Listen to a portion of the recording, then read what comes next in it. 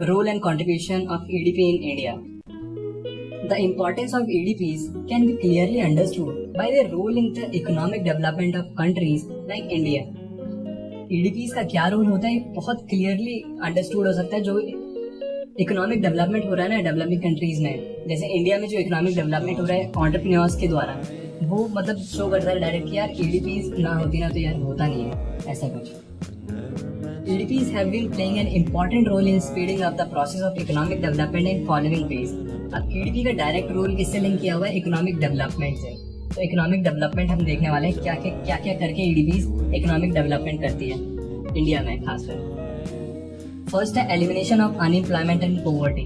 अब जब EDP होगी तो एंटरप्रेन्योर्स बनेंगे, नए एंटरप्रेन्योर्स बनेंगे तो ऑर्गेनाइजेशंस खुलेंगी, नई ऑर्गेनाइजेशंस खुलेंगी तो नए पीपल्स को हायर करेगी वो, और नए पीपल को हायर किया तो क्या हुआ? अनएम्प्लॉयमेंट हटी तो पॉवर्टी तो यार नॉर्मल सी बात है, हटेगी।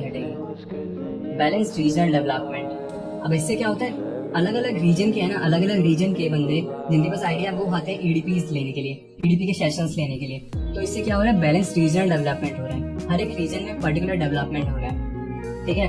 तो इसमें ऐसा नहीं है कि किसी एक पर्टिकुलर, जैसे कि मुंबई में आपको रिसोर्सेज मिल रहा है तो वहीं पे जाके बिजनेस कर लो, ऐसा होता नहीं है। सारे रीजन में बैलेंस डेवलपमेंट होना जरूरी है EDP से। Utilization of local resources. अभी EDP से क्या हो रहा है कि लोकल रिसोर्सेज को यूटिलाइज करने में हेल्प मिल रही है। EDP से क्या हो रहा है? नए एंटरप्रेन्योर्स बन रहे हैं जो कि लोकल रिसोर्सेज को यूज कर रहे हैं। Prevention of slums in urban areas. अब EDP से क्या हो रहा है, कहीं ना कहीं एंटरप्रेन्योर्स बन रहे हैं तो यार पीपल की क्वालिटी ऑफ लाइफ अच्छी हो रही है।